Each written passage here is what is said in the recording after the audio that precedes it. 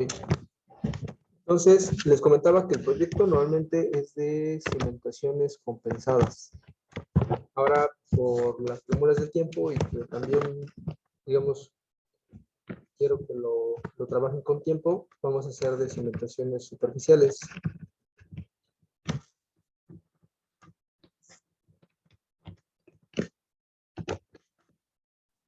¿Sí? Y las tareas de evaluación semanal, yo creo que lo dejamos igual. Igual vamos a seguir haciendo los mismos exámenes semanales porque me interesa que ustedes vayan teniendo un seguimiento en cuanto a lo que va del curso. Y los exámenes parciales, yo creo que solamente cumpliríamos dos. Serían de cimentaciones superficiales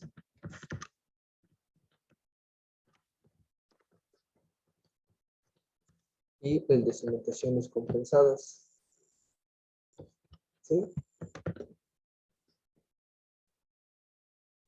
El de cimentaciones superficiales le vamos a dar un margen de 7 días para que ustedes lo elaboren, una semana. Y el de cimentaciones compensadas no quiero que sea tan elaborado por la parte de que ustedes también van a trabajar en lo que corresponde al proyecto. Digamos, la tentativa sería de 3 días. ¿Okay? Si se los dejo un miércoles, lo entregan el viernes, o se los dejo el viernes, ustedes lo entregan el lunes. ¿Sí? Digamos, esto a lo mejor podríamos cambiarlo porque como les comentaba, ya va a ser prácticamente al final del semestre, entonces muchos, o prácticamente todos van a estar bien cargados de trabajo, entonces ustedes ya lo podrán considerar si está bien los 3 días, o le damos 4 o 3 días y medio, depende de donde quieran ustedes, ¿no? Pero, digamos, les comentaba que arrancamos a partir del lunes pasado. El viernes terminamos de ver la parte del perfil, la estratigrafía. Le vamos a dedicar unas 2 semanas a lo que sería la parte del diseño. Y vamos a abarcar una semana para lo que corresponde a interacción sobre estructura en cimentaciones superficiales. A partir de aquí ya comenzamos con lo que es cimentaciones compensadas, que estoy pensando si darles el perfil estratigráfico y que ustedes de tarea lo dividan, o trabajemos el perfil en conjunto y ustedes lo vean. Digamos, eso ya dependerá de ustedes, lo evaluamos también en esa parte. Y a la par avanzamos con el primer parcial en esta semana. Se los dejo, iniciamos cimentaciones compensadas. Yo espero terminar el tema de cimentaciones compensadas el 6 de agosto y dedicarle la última semana a lo que es cimentaciones profundas. En esta semana sería lo que sería el segundo parcial. Entonces, el primer parcial sería aproximadamente tentativo del 5 de julio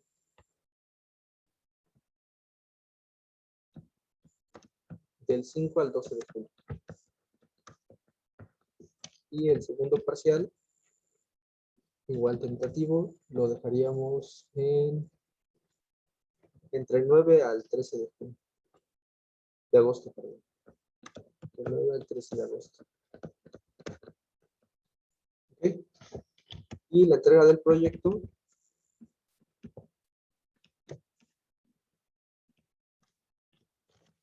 les había comentado que vale 2 entregas, se dividen esas 2 entregas. ¿Cómo vamos a definir los equipos a principios de julio?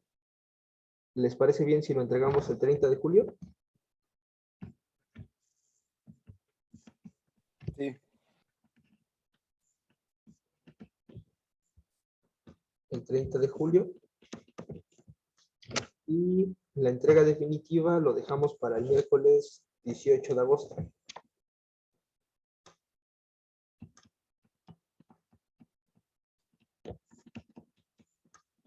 ¿Les parece bien? Sí. Entonces, como estaríamos consumiendo la parte de finales, pues, digamos, dejándoles el tiempo suficiente para que lo resuelvan, esperemos que pasen sus exámenes parciales. Digamos, en lo general, en cuanto a lo que yo he observado en los demás cursos, realmente el que reprueba el examen parcial es porque no hizo nada. O sea, lo dejó en la última noche y ya no entregó nada. Porque los que le dedican un poco de tiempo a la semana, sin problemas lo pasan y con buena calificación. ¿Sí? Entonces igual esa les queda como recomendación de que no lo dejen todo al final. ¿Ok? ¿Dudas? ¿Alguna sugerencia, duda? No, profe, está bien. Entonces, guarden estas fechas. Vamos a trabajarlo de esta manera. Obviamente, si nos apuramos en todo lo demás, pues podremos terminar antes el programa o abarcar algunos temas que les interese. ¿Ok? Y esa parte de interacción sobre estructura creo que es muy importante que ustedes la vean, que tengan en cuenta, digamos, ya sea que se van a dedicar a la parte de geotecnia o hay muchos que se van a dedicar a la parte de estructuras, que tengan en cuenta la parte de qué es la interacción sobre estructura desde el punto de vista del geotecnista, porque muchas veces lo ven solamente como estructura y se olvidan completamente del suelo. ¿Sí? ¿Todas?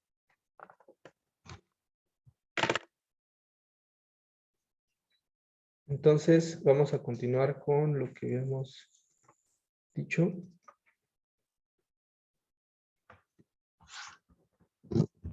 ¿Revisaron el perfil?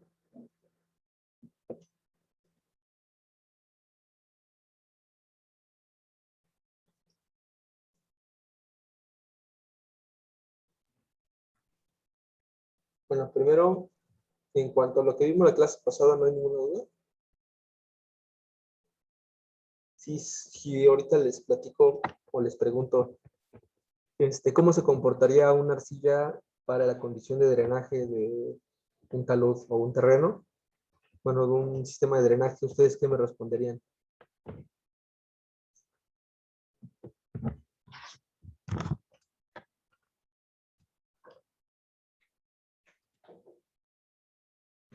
A ver, Adrián, ¿qué me responderías tú respecto a cómo se comporta una arcilla para condiciones de drenaje?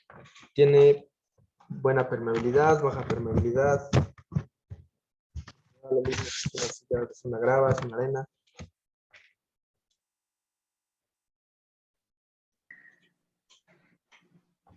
Bueno, la arcilla tiene tenacidad y resistencia en seco. Ujú. Eh, Tiene una permeabilidad muy baja, Ok, compresibilidad alta y tiene deformaciones a largo plazo. exactamente, solamente cuando está en condiciones saturadas. Cuando están parcialmente saturada, digamos que se pueden considerar deformaciones elásticas. ¿Sí? Entonces, digamos, partiendo de esa premisa, vamos a ver lo que tenemos en el perfil estratigráfico. Vamos, se les había quedado como tarea o pendiente de que ustedes le echaran una pequeña revisada a lo que corresponde al perfil. Digamos, de manera general, les había comentado que vemos diferentes datos. A lo mejor algunos no les dice nada todavía, pero vamos a ver qué es lo que nos está platicando. Tenemos la parte de los símbolos. Les había comentado que tenemos este tipo de nomenclatura como diagonales. Estamos hablando de arcillas. Si tenemos estas pequeñas heces recostadas, estamos hablando de limos. Si tenemos estos pequeños puntos, estamos hablando de arenas. Si tenemos, por ejemplo, estos pequeños triángulos, estamos hablando de gravas. O algunos también lo ocupan como este tipo de nomenclatura, como si fuera una grava o si fueran boleos. ¿Ok? Digamos, eso lo van a tener que ver en su perfil estratigráfico de acuerdo a la nomenclatura que debe tener en un pie de plano, ¿sí? Pero normalmente son como se ocupan las arcillas, limos, arenas, y ya las gravas o boleos va a depende de acuerdo al geotecnista que lo vaya a interpretar, ¿sí? Pero siempre tiene que tener un pie de plano. Ahora, por ejemplo, ustedes lo ven aquí, en este pie de plano tenemos representadas unas pequeñas como cruces. Digamos, en geología, si ustedes recuerdan, esto lo ven como si fuera una roca volcánica. Nosotros aquí lo estamos llamando como relleno. ¿Sí? El relleno puede ser de lo que sea, puede ser un limo arenoso, puede ser completamente pedacería producto de demolición, puede ser ese mismo limo arenoso con pedazos de hierba, madera, o sea, al final es un relleno. Y si recuerdan lo que habíamos comentado en las primeras clases, es de que no nos podemos desplantar una cimentación sobre un relleno no controlado. ¿A qué se le podría llamar un relleno controlado? ¿Alguien lo recuerda? ¿Qué es un relleno controlado? Cuando solo es un solo material. ¿Pero en qué condiciones podríamos tener esa condición? ¿En dónde lo podríamos observar?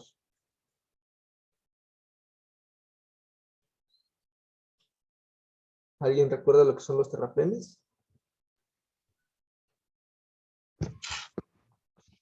Los terraplenes normalmente es un relleno controlado a base de un material que se va compactando en capas, ¿sí? Y le llega hasta cierta compacidad y se tiene un cierto control de materiales en cuanto a granulometría, resistencia, plasticidad, para tener este material controlado, ¿sí? Ese sería un relleno controlado.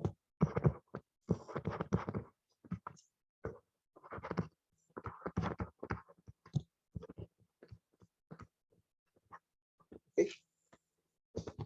Entonces, digamos, tenemos la nomenclatura, sabemos que este tipo de rellenos heterogéneos, en este perfil lo estamos marcando como una pequeña cruz para omitir el desplante sobre ese tipo de suelos. ¿Okay? Ahora, tenemos la parte de la simbología, después viene una clasificación del SUX, que si lo recuerdan, las arcillas se representa como una C, los limos como una M, las arenas como una S y las gravas como una G. Y ya dependerá si es arcilla, bueno, si la parte de los filos, si es de baja o alta plasticidad, si las arenas o gravas son bien o mal graduadas, si tienen un tanto porcentaje de arcillas, son arenas arcillosas, arenas limosas o gravas arcillosas, gravas limosas, pero ya es de acuerdo completamente al SUX y se tienen que hacer pruebas de granulometría para poder clasificar ese tipo de suelos. De manera general, tenemos aquí estas clasificaciones, pero si ustedes recuerdan, ¿cómo podemos saber si una arcilla es de alta o de baja plasticidad? ¿De qué prueba de laboratorio tendríamos que hacer uso para saber ese dato?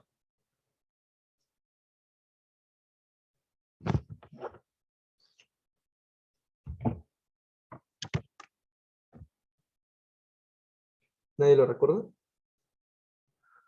De plasticidad, Ajá. del límite líquido y el límite plástico. Uh-huh. Hacemos uso de lo que son los límites de consistencia, que ya podremos ocupar una copa de casa grande, que si lo recuerdan es una, ¿cómo puedo decirlo? Una semiesfera de latón que se rebota un cierto número de veces hasta que se cierre la abertura de 2 milímetros, si no mal recuerdo.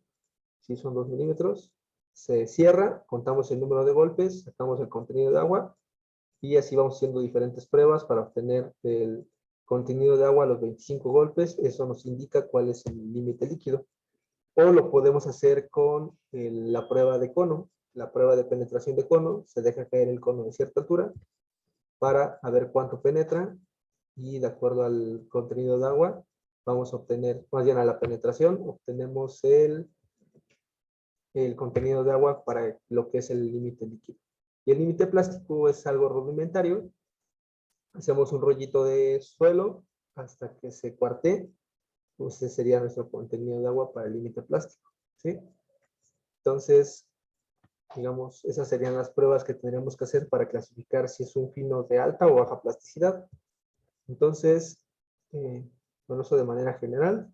Tenemos también lo que es la descripción. En la descripción tendremos que colocar qué tipo de suelo es, de acuerdo a la textura, si tiene un poco de grava, de arena, el color, si presenta olor. Si presenta olor, normalmente se trata de materia orgánica.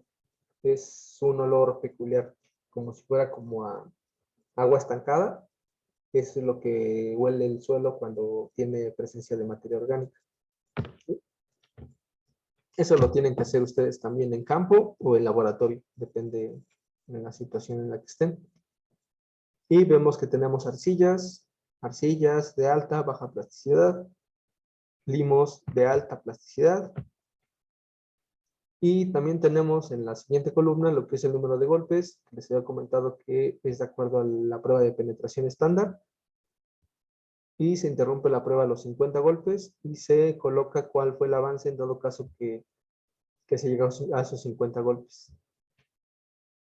Posteriormente tenemos lo que es la prueba de contenido de agua y normalmente se grafican de esta manera.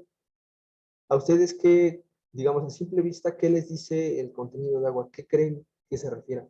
Con base en lo que vimos la vez pasada, ¿para qué nos serviría el contenido de agua?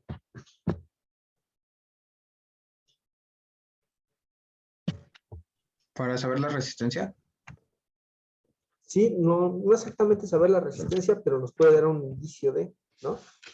Digamos, imagínense que tendríamos un suelo así y de repente da unos brincos de contenido de agua de esta manera, baja otra vez y de repente aumenta de esta manera y después baja muy drásticamente.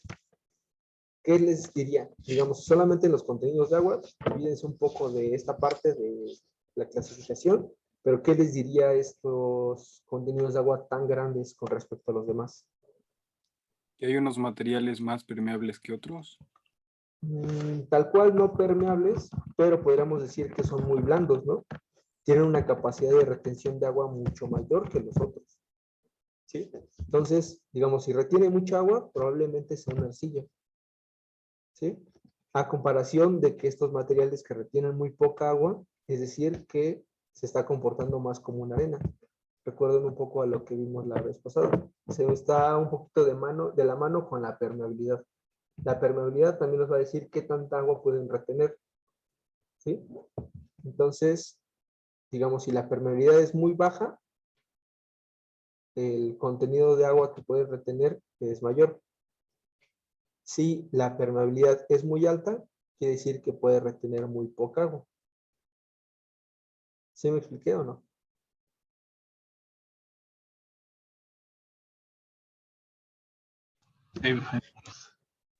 ¿Lo puede repetir, por favor? Ok. Digamos que en cuanto a la permeabilidad sea mayor, el contenido de agua que puede tener sería menor. Y si la permeabilidad es menor, el contenido de agua puede ser mayor. Esto principalmente lo vamos a poder ver vamos a poner en gruesos y en la parte de los finos. ¿Sí? Recuerdo que les puse como si tuviéramos una malla de mosquitero.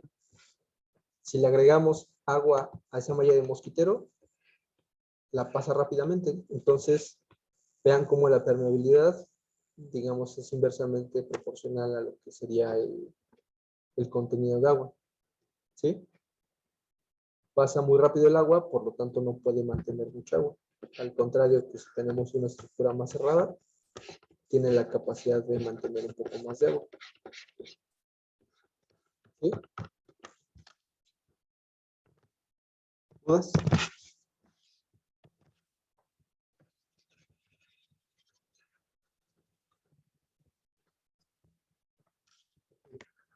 Entonces, tenemos lo que son los contenidos de agua, que desde ahí ya pueden darse una idea de cómo se va a comportar un cierto material. ¿Sí? Por otro lado, tenemos lo que es el contenido de finos, que se requiere.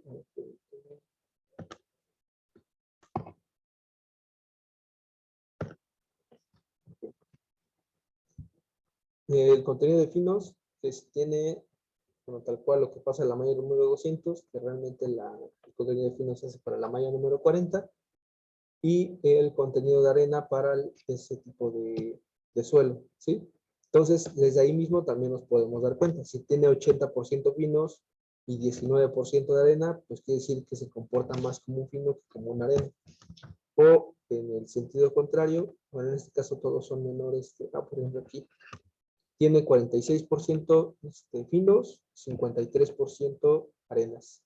Entonces, digamos que tiene una proporción equitativa en cuanto a las dos. Entonces, puede tener un comportamiento cohesivo friccionante. ¿Sí? Aquí tenemos lo que es el peso volumétrico, pero tenemos una celda vacía. ¿Sí? ¿Para qué nos serviría calcular el peso volumétrico o para qué lo requerimos nosotros?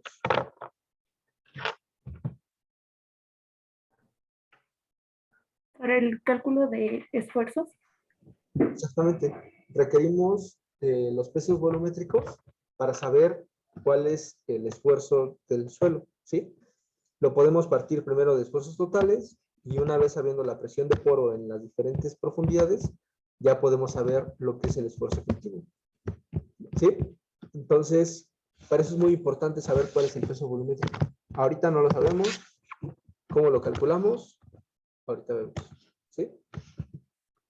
Aquí tenemos otra parte que es la densidad de sólidos. Tenemos diferentes datos. Vean que tenemos 17 metros de sondeo y solamente tenemos 5 pruebas de densidad de sólidos. Entonces, ¿ustedes qué piensan? ¿Son muchas? ¿Son pocas?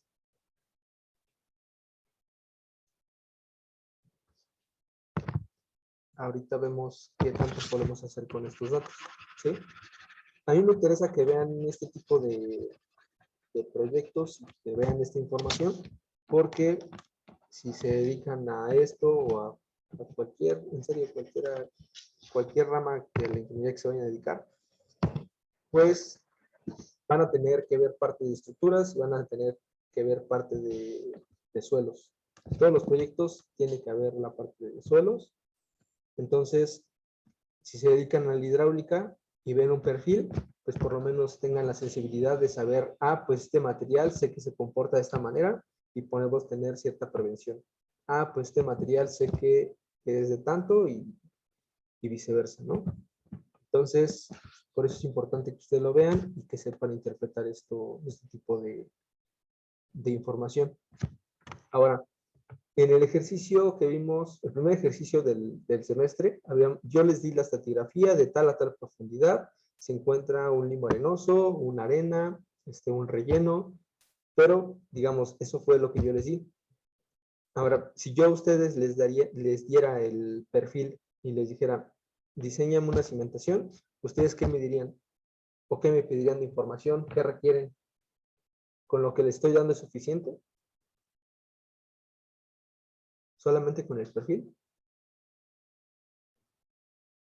Unas pruebas triaxiales estarían, no sé, es lo que se me ocurre. Sí, a lo mejor vamos a requerir unas pruebas triaxiales, ¿no? Entonces, a lo mejor requerimos laboratorio. ¿Qué más requieren para diseñar una cimentación ustedes? La zona, ¿Cómo? la zona donde se va a hacer la obra. Sí, podemos ubicar la zona, ¿sí? Si tenemos a lo mejor un problema de deslaves, inundaciones, hay que considerarlo, porque a lo mejor estamos haciendo nuestro sondeo en una época de sequía, entonces los estratos superficiales se van a comportar de una manera y cuando vengan inundaciones, si es que se presentan, pues se van a comportar de otra manera. ¿Han escuchado algo de los suelos expansivos y contractivos?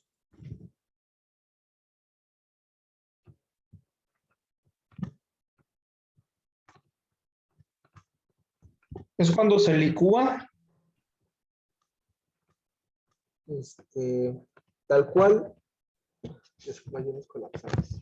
Tal cual cuarzo solamente se presentan las arenas y son arenas limpias, pero tienes la razón en que también hay que considerarlo. Si tenemos una arena completamente limpia, hay que ver que no sea una sola sísmica o que no tenga presencia de nivel freático para evitar ese tipo de problemas, porque puede presentarse la parte de licuación.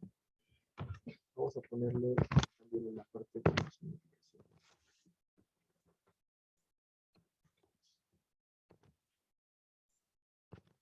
Entonces serían expansivos, colapsables,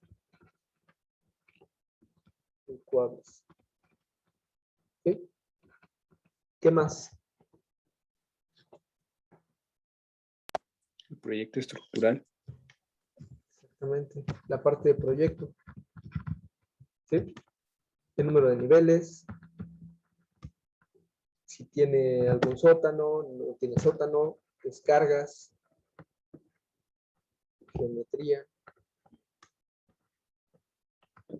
Un proyecto de cimentaciones, si no tiene esta parte y esta parte principalmente, pues no puedes partir de nada. Si tienes un perfil estratigráfico y te dicen, diseñame una cimentación, pues sí, pero ¿de qué? ¿No? Hay que saber de qué zona es, si quiero algún tipo de prueba especial para este tipo de suelos, y también ver cuáles son las condiciones del proyecto, qué niveles tiene, cuáles son las descargas, cuál es la geometría de ese proyecto, si tiene o no pendientes, en fin. Pero, digamos, ahora ya en parte en la geotecnia. ¿Ustedes con esto mismo me diseñarían la cimentación o requieren hacer algo secuencial? Digamos, ustedes le dicen, ¿sabes qué? Requiero un estudio de mecánica de suelos en tal sitio. Y dices, ok, te programo la exploración y te programo las pruebas de laboratorio. Y por X o Y razón no pudimos obtener pruebas de laboratorio. O digamos que no, era una zona que no tenía gran complejidad, entonces no era necesaria alguna prueba de laboratorio un poco más exhaustiva, como la extracción de Super Pitcher o Denison para la extracción de muestras inalteradas. Pero, más bien, ¿qué más harían con esta información? ¿Ustedes qué procederían? Eso es a lo que quiero llegar.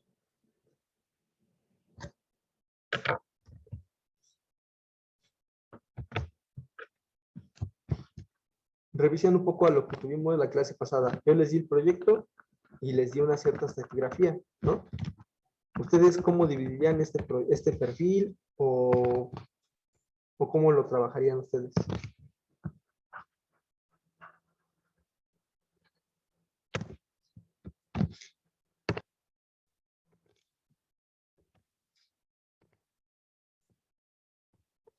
A ver. Los materiales. Hay que dividirlo principalmente por materiales. Creo que ahorita me estoy confundiendo un poco en cuanto le estoy arrojando mucha información. Pero, digamos, a ver, vamos a empezar de cero. Ustedes tienen esta información y requiero que me enseñen una cimentación. Primero, necesitamos la información del proyecto.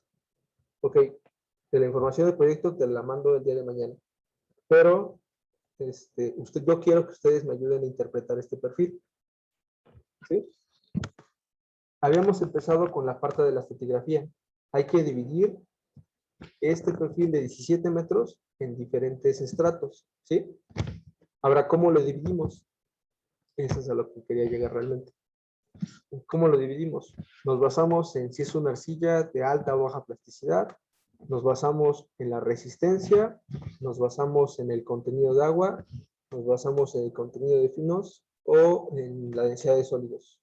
¿En qué nos podríamos basar para poder definir una estratigrafía? La respuesta realmente sería, no me puedo basar en solamente una. Hay que trabajar en conjunto las tres partes. ¿Sí? Digamos, el número de golpes les va a dar, digamos, por default, mucha información. Aquí pueden ver que este material se comporta más o menos similar. Este es un estrato muy duro. Este de acá tiene una resistencia muy similar. Y estos de acá ya son estratos un poco más competentes. Pero también tenemos la parte del contenido de agua, que si lo vemos de aquí, vamos a hacerlo, separarlo de esta manera.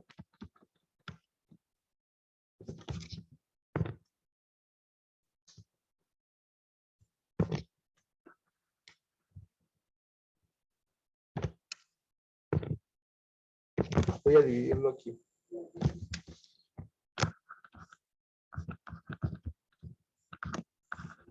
División por número de golpes.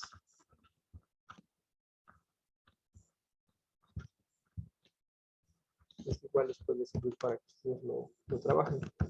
Si lo dividimos por el número de golpes, lo hacemos de esta manera. ¿En dónde ustedes decidirían intervenir otra vez con otro estrato? ¿O lo dejarían hasta los 5 metros, los 8 metros, 10 metros? ¿O cómo lo definieron ustedes?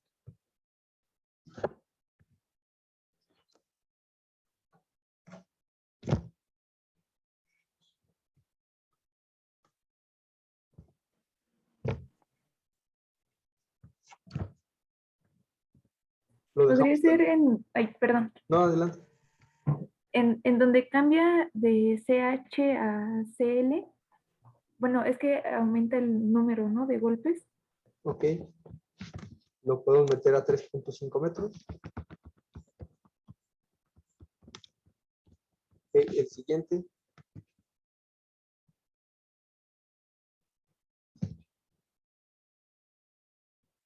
Lo podríamos meter a lo mejor aquí a los 5 metros.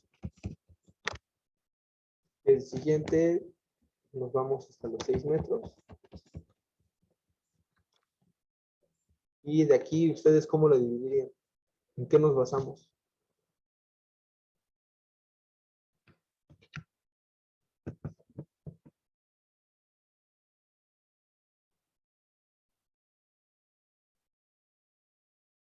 ¿Sí me van siguiendo o ya los perdí?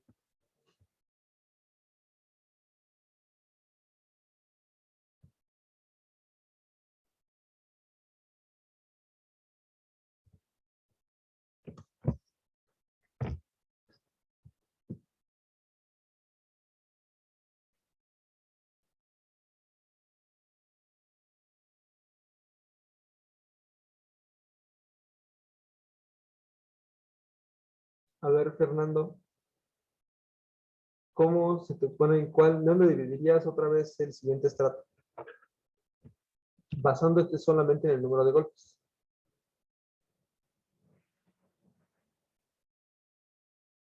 Probé que me sacó porque se me fue el internet de mi casa y apenas otra vez regresé, entonces no vi bien el número de golpes.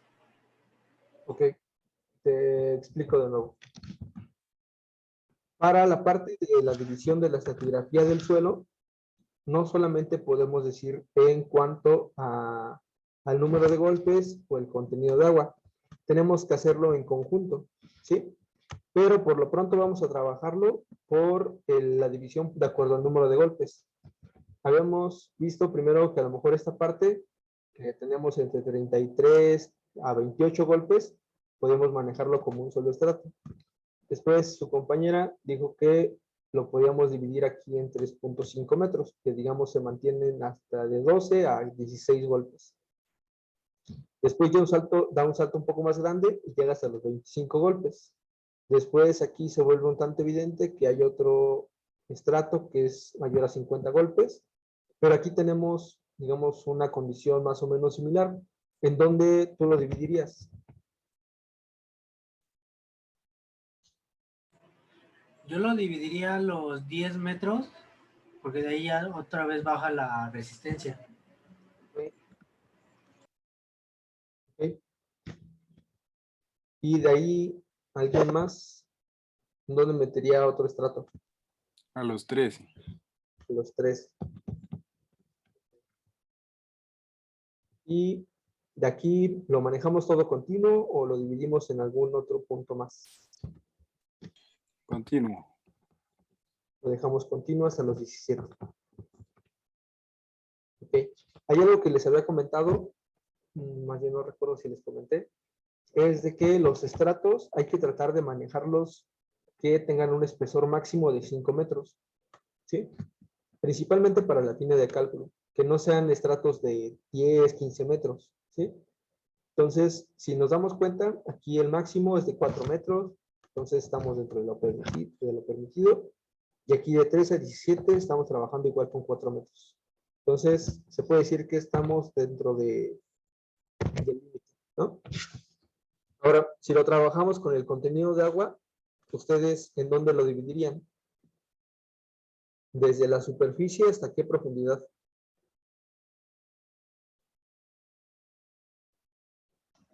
3,5. 3,5. Ajá. El siguiente, ¿a dónde lo meterían ustedes?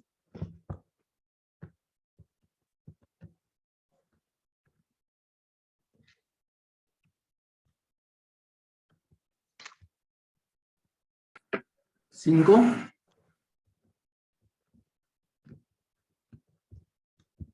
Los 5 metros, ok. Ya van dando cuenta de una cierta tendencia, ¿no? El siguiente, ¿en dónde lo dividirían?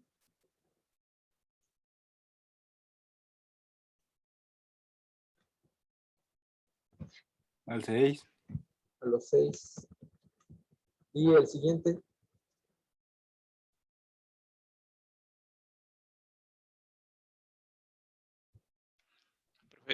Si arriba de la segunda división, arriba del 5, hay un contenido de agua, una diferencia de contenido de agua más alta, ¿por qué no se dividiría ahí, justo ahí?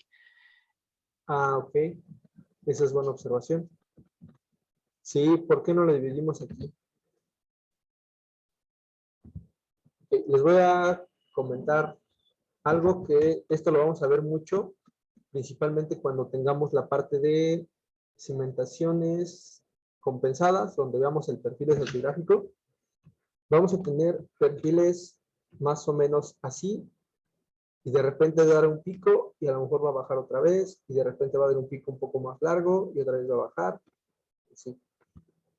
Esto puede marcarte de dónde a dónde termina un estrato, aunque haya algunos pequeños intervalos, ¿sí? Imagínense ustedes que tienen una muestra de suelo que tiene aquí arena, después tiene arcilla y otra vez tiene arena. ¿Ustedes creen que este depósito haya sido perfectamente colocado de esta manera? O sea, me refiero a de que a tal profundidad terminó la arena y ahora sí ya se depositó la arcilla.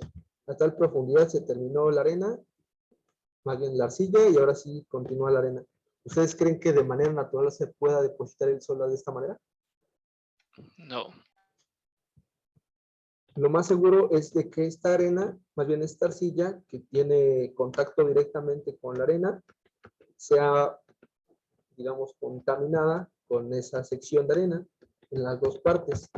Entonces va a ser como una parte de transición. Estos contenidos de agua van a ser muy altos, pero aquí a lo mejor no sube tanto. Pero en la parte de la arena va a bajar bastante. ¿Sí? Entonces, digamos, esta pequeña pancita que se ve aquí, la que dice su compañero que por qué no le dividimos, nos puede marcar en dónde, más bien, que aquí se encuentra un estrato. ¿Sí la ven? Sí. A lo mejor si hubiéramos sacado otra muestra aquí, otra muestra acá, hubiéramos tenido o observado con mayor precisión este efecto. ¿Sí? Digamos esto para que lo tengan en cuenta. Estas pequeñas barriguitas que se puedan llegar a formar por el contenido de agua, nos puede indicar que se encuentra un estrato ahí. Sí, prácticamente ahí se puede aplicar una división. ¿Ok? Entonces, ya sabiendo esto, ¿en dónde meterían la segunda, bueno, la siguiente división? Por el 9. Por el 9. A los 9. Ok.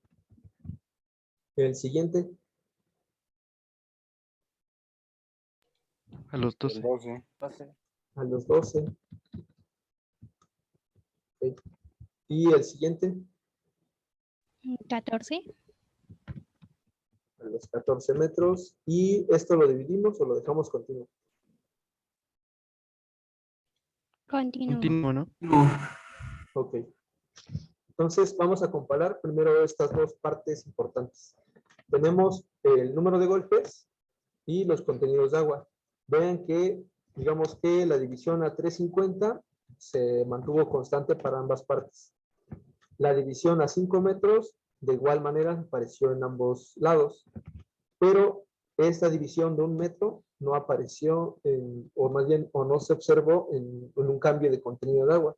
Sin embargo, sí es muy relevante en cuanto a la resistencia. ¿Sí? Entonces, aquí ya podemos definir que va a haber un estrato de 0 hasta 1 metro, 1 metro 20. ¿Ok? Después, el siguiente estrato sería de 1.20 a 3.50. ¿Ok? El siguiente estrato sería de 3.50 a 5 metros. El siguiente de 5 a 6 metros. Vemos que coinciden ambas partes. Y aquí varían un poquito por algunos centímetros, pero digamos que no es relevante. ¿Ok? Sí lo podemos dividir a los 9 metros, 9 metros y medio.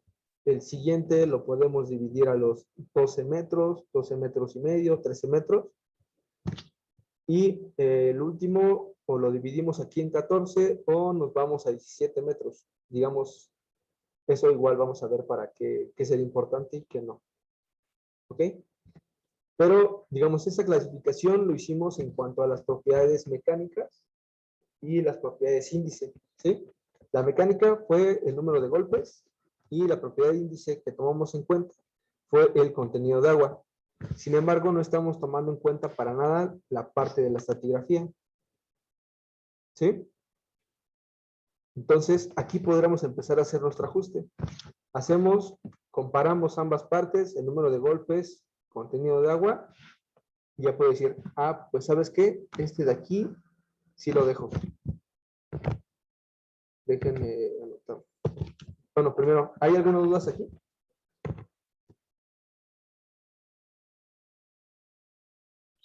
Profe, ¿podría volver a explicar rápido lo de la pancita que se genera? Ok. Por favor. Les había comentado que, a ver, déjenme agregarlo mejor en otra hoja para no rayar aquí.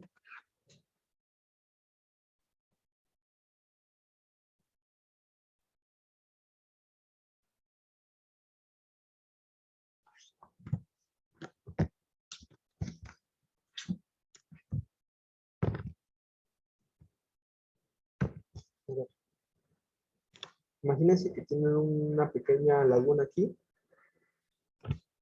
y que poco a poco realmente la estratigrafía que tenemos es por parte de la sedimentación, ¿no? Si hacemos un sondeo, vamos a ver que algunos puntos va a tener arena.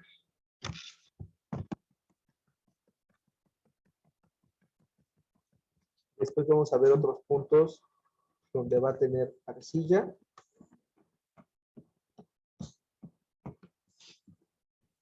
Y después vamos a tener otros puntos donde tengamos otra vez arena. Si nosotros hacemos un estudio de mecánica de suelos en ese sitio, vamos a obtener unas muestras, o si hacemos una prueba de cono, dependiendo ya lo que vimos en la parte de exploración. Pero imagínense que hacemos un sondeo con extracción de muestras alteradas, ¿sí? Como es una prueba SPT. Entonces, ¿cómo sería el contenido de agua de una arena?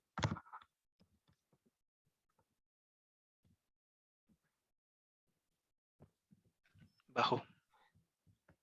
Muy bajo, ¿no? Entonces, a lo mejor estaríamos por acá. ¿Y cómo sería el contenido de agua de una arcilla en una condición saturada? Alta. Muy alta, ¿sí? Entonces, si tenemos otra vez arena, pues a lo mejor bajaría, ¿sí? Pero ¿qué pasaría en esta interfaz? ¿realmente se comporta así el material? ¿O va a haber una zona de transición donde esta arcilla esté un poco contaminada, como les había comentado, con arena? En este sitio que también esté un poco contaminada con arena. ¿Sí? ¿Ustedes cómo creen que sea esta transición? ¿Que sea un cambio completamente abrupto y sea digamos, un contenido de agua rectangular? ¿O cómo creen que se comporta?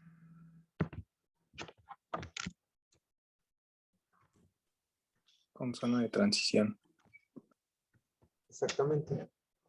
Entonces, digamos, va a haber un contenido de agua más o menos así, que va a generar esta pequeña, digamos, esta pequeña pancita de contenidos de agua. Entonces, podemos decir que de aquí a acá hay un estrato.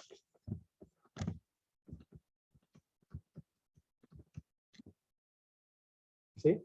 Entonces, es algo que tienen que tener en cuenta. Verificar que esta pequeña pancita de contenidos de agua nos pueda marcar o no un estrato. ¿Sí? Sí, gracias, profe. Digamos, en este perfil que tenemos no es tan evidente, pero a ver, permítanme un momento, les muestro uno en zona del lago para que ustedes lo vean. Les muestro el que vimos el semestre pasado.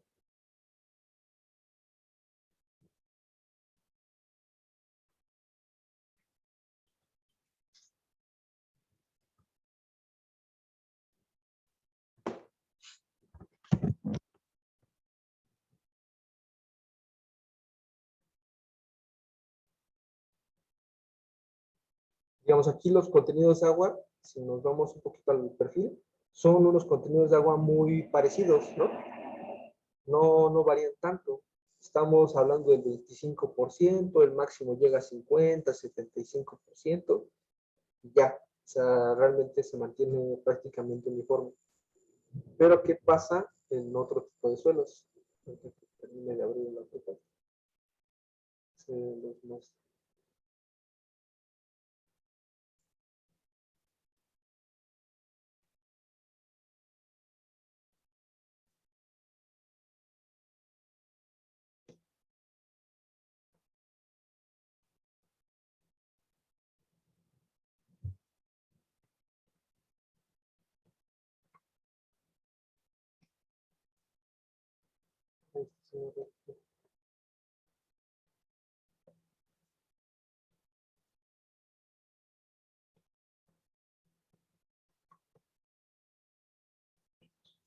Por ejemplo, este de aquí, ¿no? Lo ven que tenemos contenidos de agua de 250, 300%, y bueno, aquí tiene la cota que es en 355%. Pero pueden verlo de aquí, cómo mantenemos un contenido de agua muy bajo y de repente da un salto un poco más grande, después baja, después da otro salto muy grande, y estos son como los pequeños estratos en transición que tienen alguna pequeña intercalación de arena o de fósiles, que son los que hacen bajar de nuevo el contenido de agua. Después sube otra vez y baja otra vez. ¿Sí? Digamos, aquí es muy evidente la parte de esa pancita en cuanto a los contenidos de agua del suelo. ¿Sí? Entonces, esto lo vamos a trabajar principalmente en cimentaciones compensadas. Un suelo, más bien un perfil estratigráfico en una zona del lago para que ustedes lo puedan ver. Y sepan también interpretarlo. ¿Dudas hasta aquí?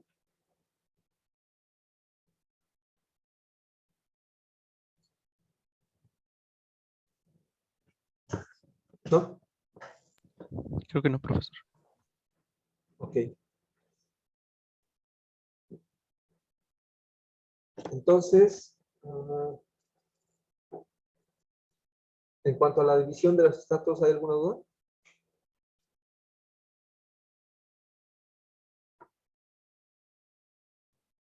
No. Okay. Quiero abarcar estos últimos 10 minutos que quedan de clase para que, bueno, la próxima clase les había dicho que se entregaba la tarea que había quedado pendiente de antes de que fuera esta situación del paro. ¿Sí? Entonces, la entregan. Algunos ya la entregaron. La tarea fue la que la dejó desde hace mucho, la de encontrar, pero ahorita le digo, es que estuve revisando mis apuntes y no encontré ninguna tarea pendiente. Ah, ok. Se quedó calcular los asentamientos para las zapatas 2 y 3, si no mal recuerdo.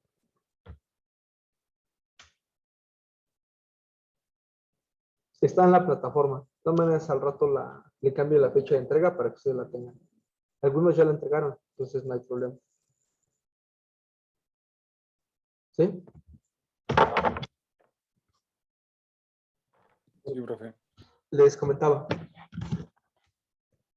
Tenemos solamente estos datos. ¿Ustedes cómo calcularían el peso volumétrico del suelo con esta información que tenemos? ¿Son datos suficientes? ¿Nos faltan datos? ¿Cómo lo calcularían ustedes? ¿O se inventan datos sacados de la manga? ¿Qué hacen ustedes? ¿Qué harían?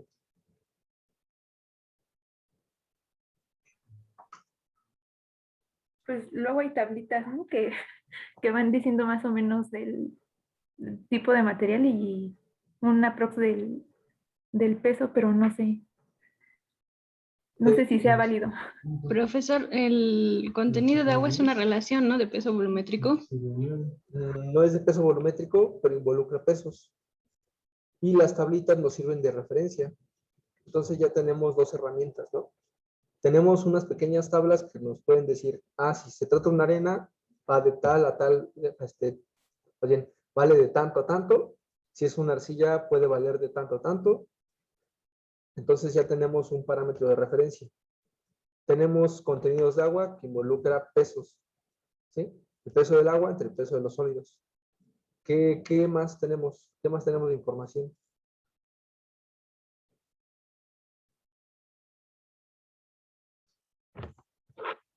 Esta columna es muy importante. Prácticamente con el contenido de agua y la densidad de sólidos puedes obtener el peso volumétrico. La densidad de sólidos, ¿alguien recuerda qué involucra?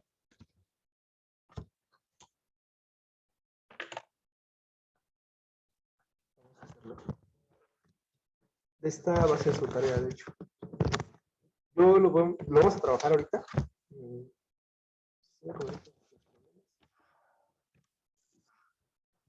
Para un suelo en una condición bifásica. ¿Qué es una condición bifásica? Tenemos sólidos y la parte líquida, ¿no?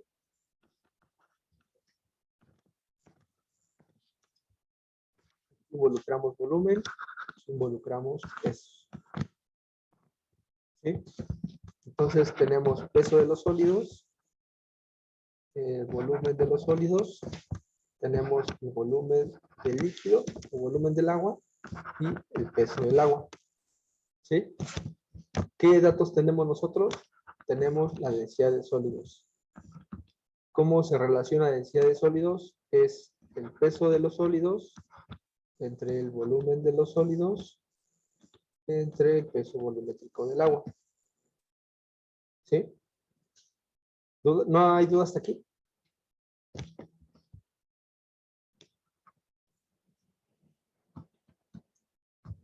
También tenemos lo que es el contenido de agua.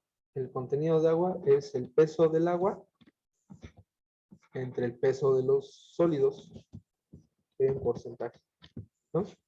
Pero si lo anotamos solamente así, W, queda como el peso del agua entre el peso de los sólidos. ¿Con eso sería suficiente para sacar alguna de estas relaciones?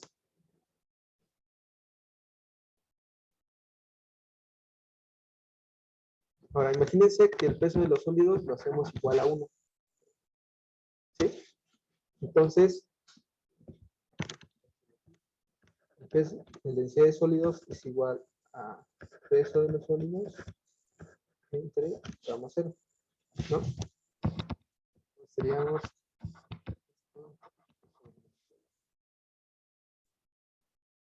¿No hay dudas?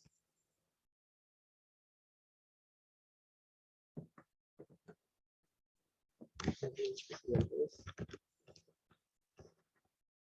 peso de los sólidos sería la densidad de sólidos por el peso volumétrico del agua. Así sería.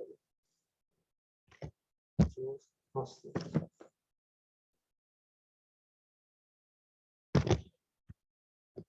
Ujú.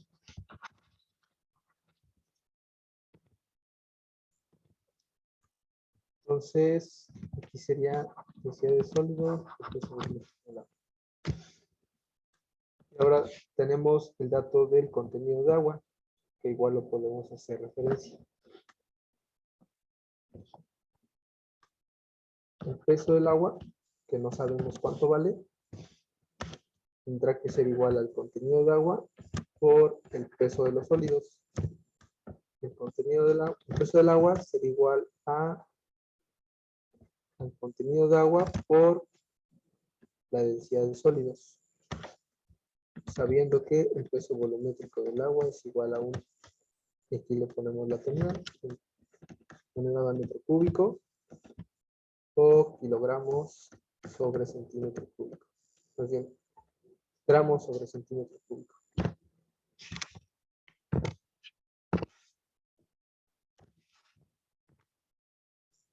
¿Me van siguiendo o ya los perdí igual?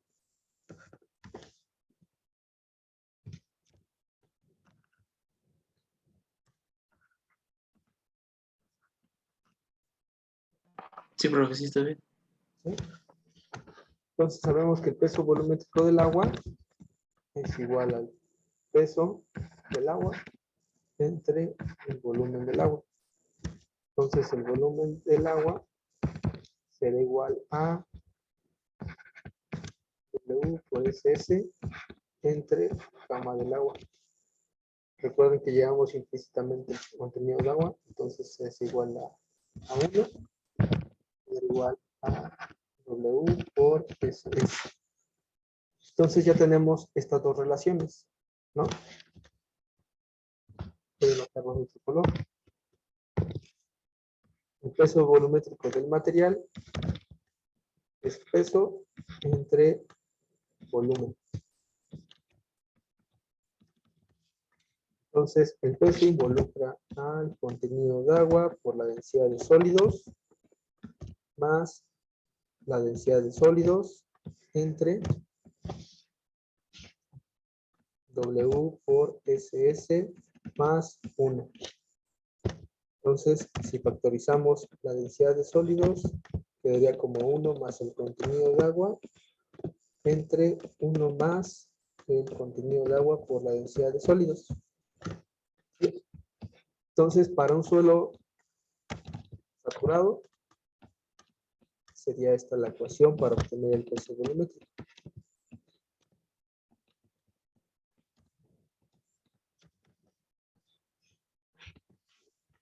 Y si recuerdan, habíamos eliminado parcialmente esta. Entonces, aquí involucramos el peso volumétrico del agua. Entonces, ya podemos obtener las unidades que requerimos. ¿Hay dudas hasta aquí? Profesor, ¿por qué ahí en donde dice el peso del agua, en medio, dice que es el contenido de agua por la densidad de sólido? Ah, ok. Porque igualas el contenido de agua. Sí.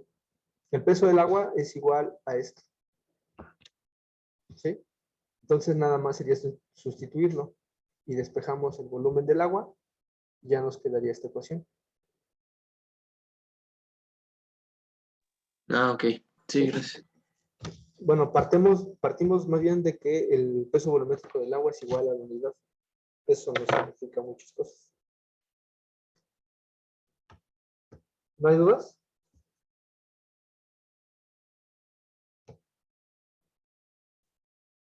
Entonces, lo que les va a quedar de tarea es cómo calcular el peso volumétrico del material para una condición parcialmente saturada.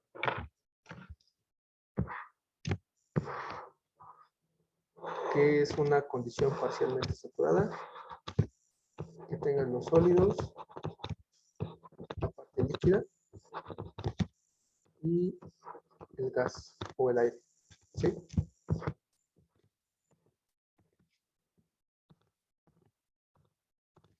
Voy a dar una pista. El peso del aire igual a cero. El volumen es diferente de cero. ¿Ok?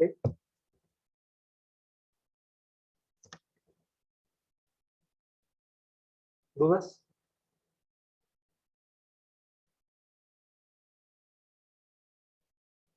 Pero quiere que lleguemos al peso volumétrico de los sólidos, ¿no? El peso volumétrico de la muestra partiendo de las propiedades índice.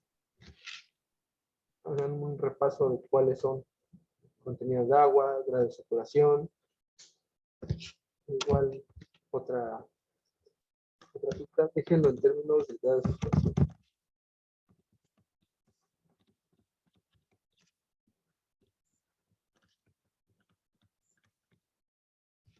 ¿Alguien recuerda cómo se relaciona el grado de saturación?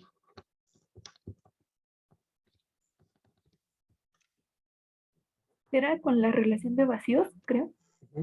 El volumen de agua entre el volumen de vacíos.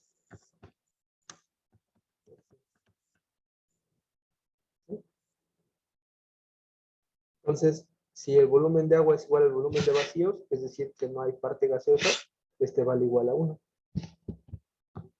Entonces, va desde 0 hasta 1. O 100%. Entonces, lo puedo manejar así. ¿Ok?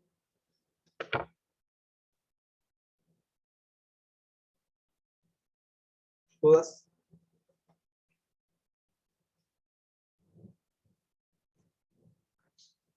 Entonces, si no hay más dudas, nos vemos el viernes.